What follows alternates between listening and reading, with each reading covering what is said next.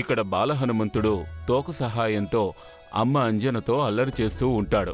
హనుమంతుడు చేసే అల్లరి గురించి తెలియని అంజన ఎంతో కంగారు పడుతుంది. ఇక చివరికి కేసరి హనుమంతుడు దొరికిపోతారు. ఆమె వారి మీద కోపగించుకుంటుంది. హనుమంతుడు కేసరి అంజనని ఒప్పించడానికి ప్రయత్నిస్తారు.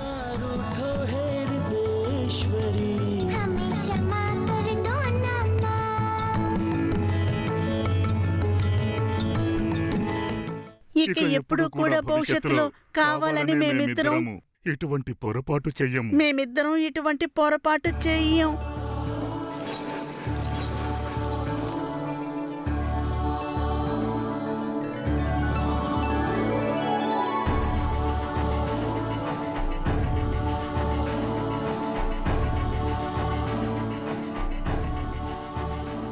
ఒక తల్లి తన పుత్రుడి మీద, తన కుటుంబం మీద ఎంతసేపు కోపంగా ఉండగలదు?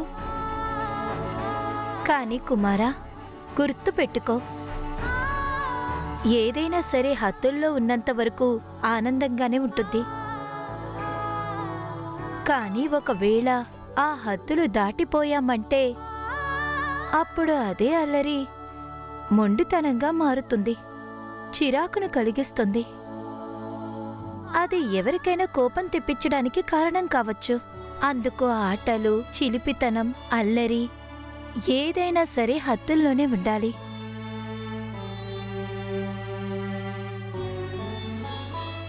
తమ కుటుంబ జీవితంలో ఆనందంలో అంజనా ఇంకా కేసరి ఇంకా ఈ విషయం గురించి తెలుసుకోలేదు. వారి పుత్రుడి మీద ఎంతమంది శత్రువుల యొక్క దృష్టి ఉంది అని. ఒకవైపు వృక్షాసురుడి దృష్టి చిన్నారి మారుతి మీద ఉంది. మరొక వైపు వాలి ఎట్టి పరిస్థితిలోనైనా మారుతిని వృక్షాసురుని చెంతకు చేర్చే ప్రయత్నంలో సఫలం కావాలనుకుంటాడు. కానీ నిరంతరం ప్రయత్నం చేసిన తరువాత కూడా వాలికి ఏ దారి గోచరించలేదు. ఏ విధంగా మారుతిని వృక్షాసురుని చెంతకు తీసుకువెళ్లాలో తెలియలేదు. ఇక ఉన్నట్టుండి ఒకరోజు, భలే మహానుభావా, ఇప్పుడు వృక్షాసురుడి రూపం అనే ఒక అద్భుతమైన ఆయుధం నీ చేతికి చిక్కింది. ఇప్పుడు ఏమనిపిస్తుంది అంటే ఓ మర్కటం యొక్క ఆఖరి క్షణాలు దగ్గర పడినట్టున్నాయి. అలాగే ఇప్పుడు అతన్ని అంతం చేసే మార్గం కూడా ప్రశస్తమయ్యింది. కానీ ఒక సమస్య ఉంది. వృక్షాసురుడి రూపంలో ఉన్న ఒక సాధనాన్ని ఆ మర్కటం దగ్గరికి ఎలా తీసుకెళ్ళాలి? నేను ఆ మర్కట్నే వృక్షాసురుడి దగ్గరికి తీసుకువెళ్ళాలి.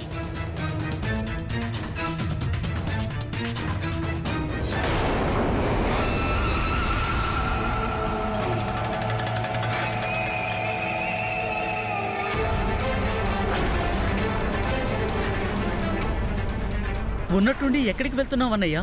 కాస్త ఆగు. నేను ఆగను. నువ్వు నన్ను ఎప్పటికీ ఆపలేవు. నేను ఎటువైపు వెళుతున్నానో అక్కడ నీ అవసరం ఏమాత్రము లేదు.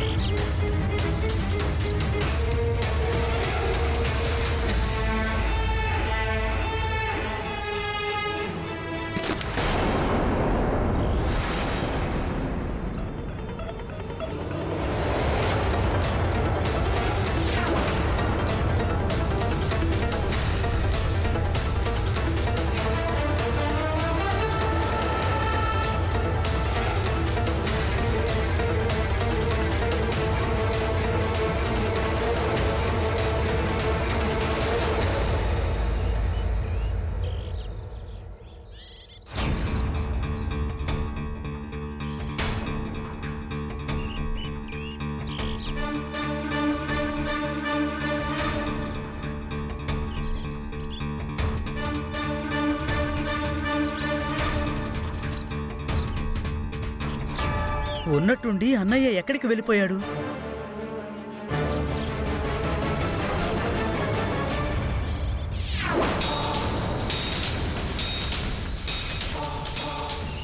సరైన సమయంలో మూర్ఖుడిని మూర్ఖుడిగా మార్చడంలో ఆనందం ఉంది. హే మురళి మనోహర, వాలి ఎంతవరకు మారుతి జీవిత లీలలను సమాప్తం చేయడానికి ప్రయత్నిస్తుంటాడు? వ్యక్తికి ఎంతవరకు సరైన మార్గము దిశాదర్శనము కనిపించదో అప్పటి వరకు అలా తిరుగుతూనే ఉంటాడు. ఇక దానికోసం తనకు తన అభిభావక అలాగే తత్వదర్శి గురుజనాల పాదాల చెంతకు చేరుకోవలసిందే. ఇక వాలి కూడా ఆ విధంగానే ఉంటాడు. ప్రభు, కానీ వాలి మారుతిని వృక్షాసురుడి వద్దకు ఎలా తీసుకువెళ్తాడు? ఆ అనుసంధానంతోనే వాలి మారుతి చుట్టుపక్కల దృష్టిని ఉంచి గమనిస్తూ ఉండేవాడు.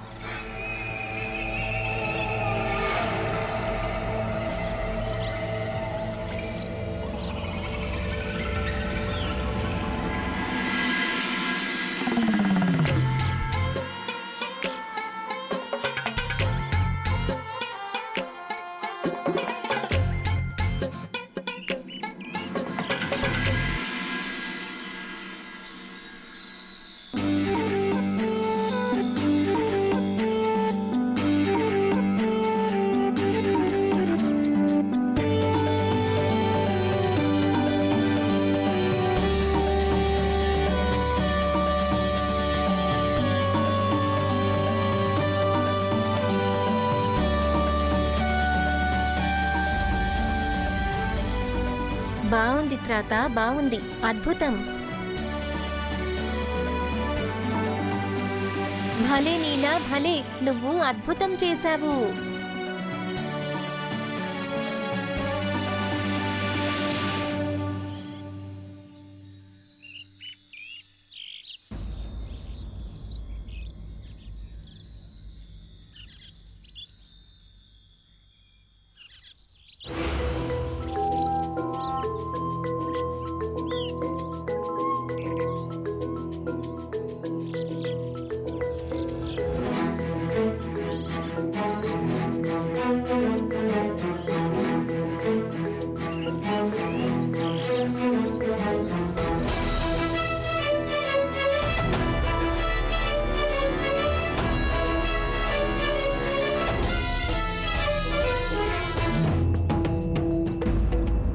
భలే మారుతి, భలే, నువ్వు నిజంగా అదరగొట్టేశావు. భలే మిత్రమా మారుతి, భలే.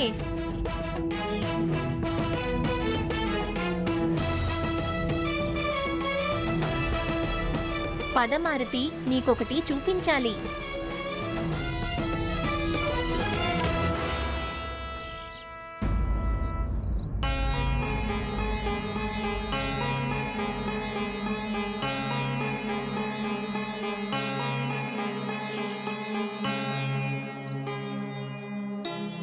రా పద, కుస్తీ చేద్దాము. వద్దు వద్దు, కుస్తీ వద్దు. కుస్తీలో అయితే మనమిద్దరమే పోటీ పడగలము. ఎటువంటి క్రీడ ఉండాలి అంటే అందులో మారుతి కూడా ఆడగలగాలి. కానీ మారుతి ఎక్కడున్నాడు? నువ్వేమైనా చూసావా? ఒకవేళ నల్తో పాటున్నాడేమో. అక్కడున్నాడు.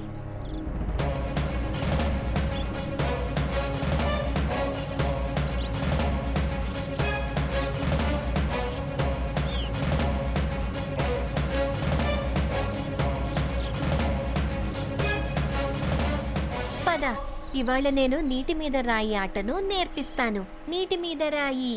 ఏ నీటి మీద రాయా? ఇదే మాట. దీనిని నీటి మీద రాయ ఆట అని అంటారు. అది ఒక సన్నని రాయిని నీటి మీదకు విసిరి ఆడుకుంటుంటాము. మనం ఆ సన్నని రాయి ముక్కను చెరువులోని నీటి మీద ఏ విధంగా విసరవలసి ఉంటుంది అంటే ఆ రాయి నీళ్లలో మునిగిపోవడానికి ముందు చాలాసార్లు పైకి లేస్తూ దూరంగా వెళ్ళి మునిగిపోతుంది.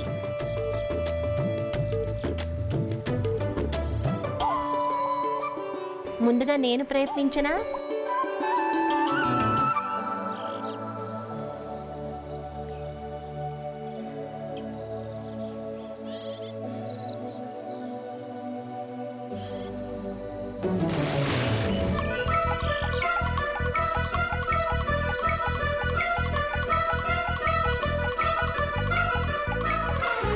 ఇప్పుడు నేను.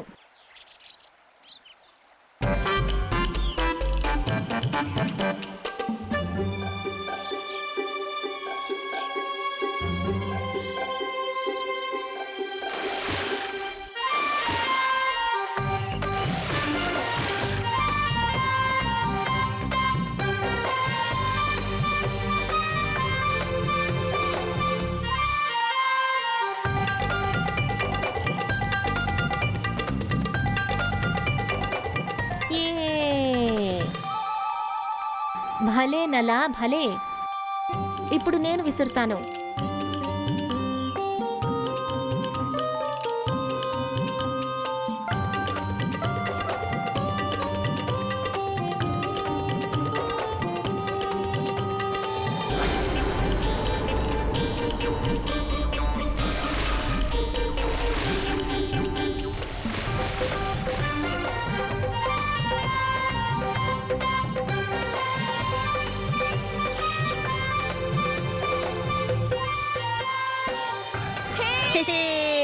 భలే భలే మిత్రమా గంధమాదన భలే.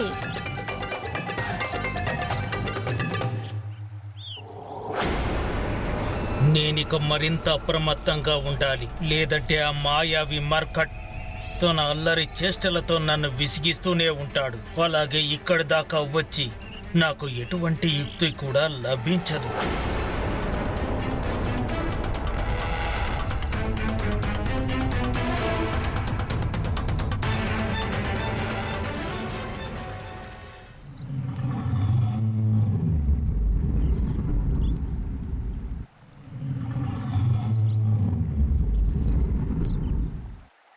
నేను మళ్ళీ ప్రయత్నిస్తాను.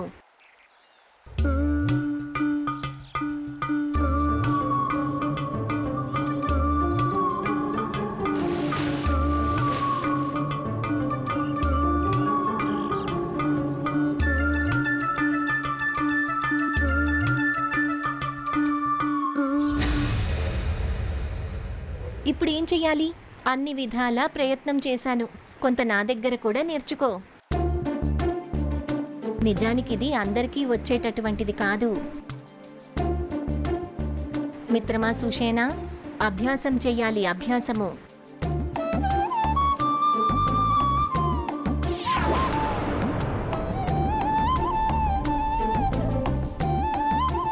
ఇప్పుడు చూడు, నా ఈ రాయి మీ అందరి వాటికంటే దూరంగా వెళ్తుంది.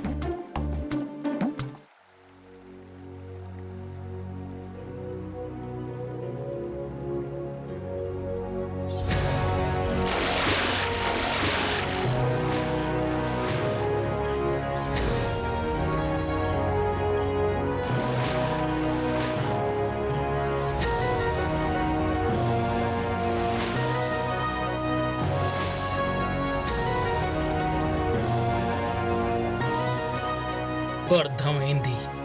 అంటే రాతితో నీటి మీద ఆట ఆడుతున్నారు. భలే నలా భలే. నువ్వింకా బాలకుడివి. నన్ను చూసి నేర్చుకో. ఒకవేళ నీ రాయి చెరువులో మునిగిపోతే అస్సలు బాధపడకు. అర్థమయ్యిందా? బాలకుడు కాదు, ఇతను మాయావి మర్కట్.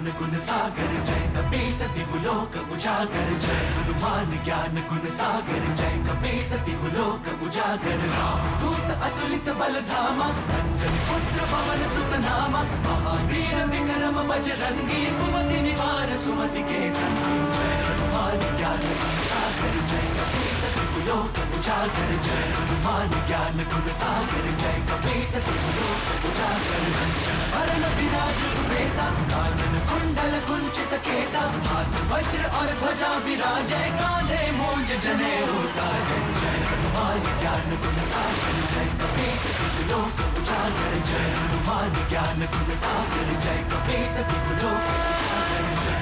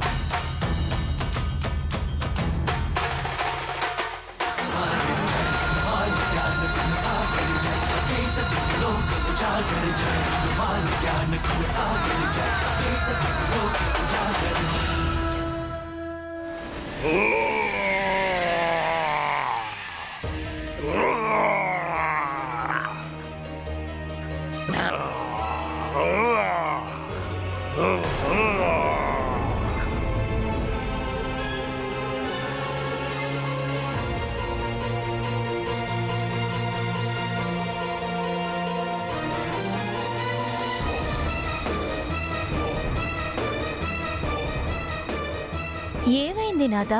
మీరు ఏదో దీర్ఘ ఆలోచనలో ఉన్నారు. అవును దేవి, నా ఆలోచనకు కారణమేమిటంటే వృక్షాసురుడు.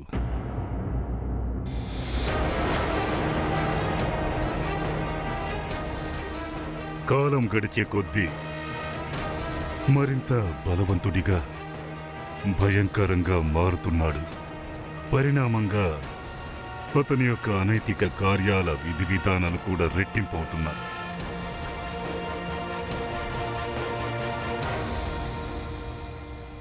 స్వామి, అతను అనేకిత అనిర్త కార్య విధానాలు మనం భయపడ్డానికి సంకేతాలు కాదు కదా? లేదు దేవి, మన భయానికి ఎటువంటి సంకేతాలు కాకపోవచ్చు. ఎందుకంటే మనకే వృక్షాసురుడికి మధ్య ఒక ఒప్పందం జరిగింది. మన వైపు నుండి ఏ ప్రాణి అయినా సరే శంభసాధన వనం సరిహద్దులలో దాటి వెళ్ళకూడదు. అంతవరకు తన వైపు నుండి భయపడాల్సిన అవసరం ఏమీ ఉండదు.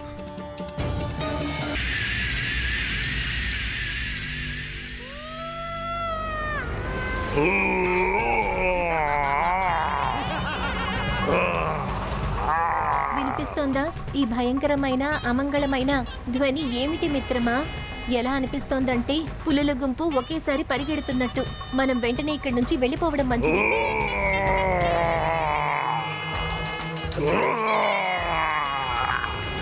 పుత్రుడు మారుతి ఎక్కడున్నాడు దేవి? చాలాసేపటి నుంచి కనిపించలేదు. మారుతి ఇప్పుడు కొత్త స్నేహితుల్ని చేసుకున్నాడు స్వామి. తాను ఆ మిత్రులతోటే ఆడుకోవటానికి పాఠశాల ప్రాంగణానికి వెళ్ళాడు. ఈ పాటికి తను వస్తూ ఉంటాడు. తాను పాలు త్రాగాల్సిన సమయం అయిందిగా. నేను చూస్తాను.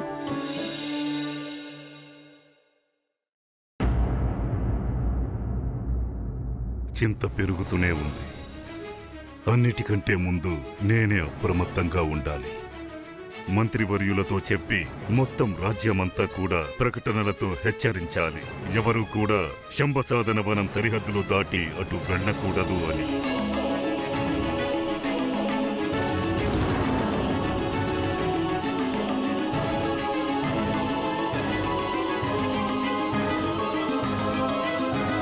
మారుతి రా, ఇక్కడి నుంచి వెళ్ళిపోదాము. మీరందరూ ఎందుకు పారిపోతున్నారు? నాకు కూడా చెప్పండి. మీరిక్కడేమైనా కొత్త ఆట ఆడుతున్నారా? అన్నిటికంటే ముందు మారుతి, నువ్వు మాతో పాటు పరిగెత్తు. ఇక్కడ ఎటువంటి ఆట ఆడటం లేదు, కొత్త నియమాలు కూడా ఏమీ లేవు. పరిగెత్తు. కేసరి పుత్ర, నన్ను మళ్ళీ మళ్ళీ రెచ్చగొట్టి దుస్సాహసానికి పాల్పడొద్దు. ఇప్పటికే ఎన్నో సంవత్సరాలుగా నా హృదయంలో ప్రతీకార జ్వాల రగిలిపోతూ ఉంది. నేను నా తండ్రిని చంపిన వాళ్ళను కేసరి పుత్రుడు మారుతిని భక్షించి వారి జీవితాన్ని సమాప్తం చేసేంత వరకు నాకు ప్రశాంతత ఉండనే ఉండదు. దీని అర్థం ఏమిటంటే ఈ రాక్షసుడు వృక్షాసురుడికి నాకు ఇద్దరికి శత్రువు ఒక్కడే, మర్కట్ మారుతి.